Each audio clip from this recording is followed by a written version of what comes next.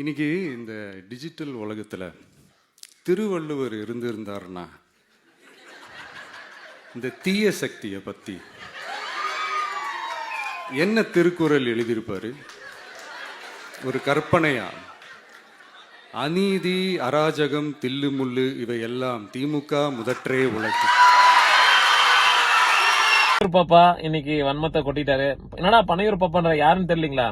ஆனா தமிழக வெற்றி கழகத்தின் தலைவர் நடிகர் விஜய் அண்ணா இப்ப விஜய் அண்ணா இந்த 2 வருஷம் கட்சியோட செயல்பாடு 3வது வருஷத்துல அடி எடுத்து வைக்கிறாங்க. அப்ப இந்த 3 வருஷம் நீங்க என்ன பண்ணிருக்கீங்க, நம்ம என்ன பண்ண போறோம், இதெல்லாம் தான் நம்மளுடைய இலக்கு அப்படின்னு சொல்லி அவங்களுடைய நிர்வாகிகிட்ட பேசா பரவாயில்ல. ஆஸ் யூஷுவல் என்ன பண்ணிருக்காரு, வன்மத்தை கொட்டியிருக்காரு. பனையூர் பாப்பா இந்த 2 வருஷத்துல இவருடைய அரசியல் செயல்பாடு என்ன தெரியுங்களா?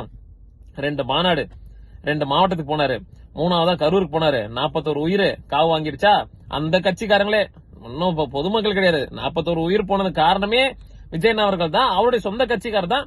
அது கூட நிவாரணம் கொடுக்கறதுக்கும் துக்கம் அனுசரிக்கிறதுக்கும் பனையூர்ல கூப்பிட்டு தான் கொடுத்தாப்ல. அப்புறம் அதுக்கு முன்னாடி இந்த கரூர் சம்பவத்துக்கு முன்னாடி பனையூர் பாப்பா என்ன பண்ணாப்ல, பிளட்டுக்கு நிவாரணம் கொடுக்கறதுக்கு பனையூர் பாப்பா அவர்கள் நிவாரணமா நிறைய வீட்டுக்கு வாப்பா, வீட்டுக்கு நான் கொடுக்குற காசை வாங்கிட்டு போங்க, நான் கொடுக்குற நிவாரணத்தை வாங்கிட்டு போங்க, வெளியில வர முடியாது, என் காலில் தண்ணி பட்டுரும்ல, அப்படி வெளியே கூட வராம இருந்தாரு. இதுல சொல்றாரு, என்னடா அவன் விஜய் அவன் வெளியில வர மாட்டேங்கிறான், என்னடா பத்திரிகையாளரை சந்திக்க மாட்டேங்கிறான், என்னடா இது அப்படின்னு. உண்மைதானே? நீங்க அதாவது உண்மையை ஒத்துக்கிறாரு பத்திரிகையாளர். ஆமா, உண்மையை ஒத்துக்கிறீங்களா? பத்திரிகையாளரை நீங்க சந்திக்க மாட்டேங்கிறீங்க. என்னடா அவன் மேல இருக்கிறவங்களை பத்தி பேச மாட்டேங்கிறான். அப்ப கூட பிஜேபின்னு வரல, பயம். பிஜேபின்ற பேரை சொல்றதுக்கு பயம். அதாவது முதுகெலும் இல்லாத, திராணி இல்லாத, தைரியம் இல்லாத, துணிச்சல் இல்லாத, தொடநடுங்கி விஜயன் அவர்களுக்கு பிஜேபின்ற பேரை சொல்றதுக்கே தைரியம் இல்ல. நீங்க எல்லாம் அரசியல என்னத்தை கிழிக்க போறீங்க?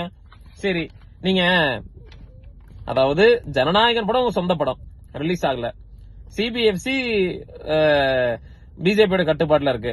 ஒரு குறைந்தபட்ச பிஜேபி ஒரு கண்டன அறிக்கை கூட தெரிவிக்கிறதுக்கு துப்பு இல்லையா?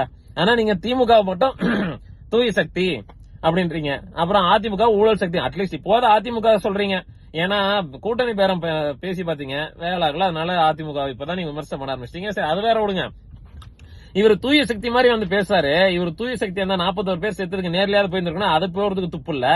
அதுக்கப்புறம் குறைந்தபட்ச பிஜேபி வன்மையா கண்டிக்கிறதுக்கு துப்பு இல்ல, திருப்பரங்குன்ற விஷயம் பத்தி பேசுறதுக்கு துப்பு இல்ல. பிஜேபிக்கு எதுவுமே, அதாவது நேஷனல் எஜுகேஷன் பாலிசி அத கூட விமர்சனம் பண்றதுக்கு துப்பு இல்ல. அது கொடுத்து அந்த மும்மொழி கொள்கை அக்செப்ட் பண்ணாதான் நான் நிதி கொடுப்பேன்னு சொல்றாங்க, அப்ப கூட எதிர்ப்பு தெரிவிக்கல. சரி, அதெல்லாம் விடுங்க. அப்புறம் சிஎம் சார் கலாய்க்கிறாப்ல, சார் சார் அப்படின்னு சிஎம் சார் போய் தூக்கத்துல இருக்கிறப்ப எழுப்பி, யாருக்கு சார் ஓட்டு போடுங்க கேட்டீங்கன்னா, நாங்க விசில் சின்னத்துக்கு தான் ஓட்டு போட சிஎம் சார் சொல்லுவாராமா. எப்படி இருக்கு பாருங்க கதை. தற்குறித்தனமா இருக்கு உங்க பேச்சு. தற்குறியின் உச்சத்துல இருக்கீங்க நீங்கலாம். எப்படி இந்த மாதிரி எல்லாம் பேசுறீங்க? சிஎம் சார போய் எழுப்பி விட்டு நீங்க யாருக்கு ஓட்டு போடணும்னு சொன்னா விசில் சின்னத்துக்கு ஓட்டு போடுங்க. என்ன லாஜிக்?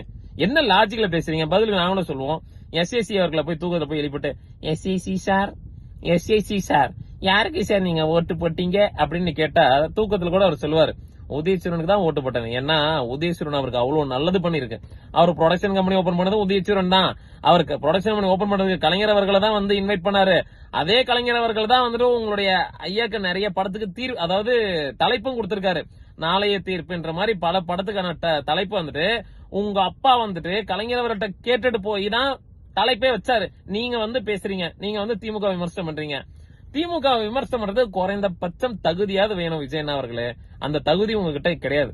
வன்மத்தை கொற்றன்ற பேர்ல. அப்புறம் இன்னொன்னு சொன்னாரு, சொல்ல மறந்துட்டு பாருங்க, திருக்குறள். திமுக திருக்குறள்ல கலாச்சிருப்பாரு. அதே திருக்குறள் நானும் சொல்றேன். துப்பாக்கு துப்பாயன்னு ஒரு திருக்குறள் இருக்குல்ல, துப்பாக்கு டிவிக்கேவை காரி காரி துப்பு, துப்பாய டிவிக்கேவை காரி துப்பும் தூவும் மலை. இப்படி எங்களுக்கும் பேச தெரியும். கோச்சுக்காதீங்க நண்பா, ஏன்னா நான் பேச கிடையாது, விஜயன் அவர்கள் பேசினார், அதனாலதான் நான் பேசினேன். அதனால நீங்க எம்எல்ஏ எதுவும் கோச்சுக்காதீங்க. எங்களுக்கும் திருக்குறள்ல கலாய்க்கு தெரியும். அரசியல்ல வன்மத்தை கக்காம ஒழுங்கா அரசியல் பேசுங்க. அதை தவிர்த்து எப்ப பார்த்தாலும் வன்மா வன்மா வன்மா, இதுக்கு பேசாம நீங்க சினிமாலே போய் நடிச்சிருந்திருக்கலாம். அங்கேயே ஒழுங்கா வரல நடிப்பு.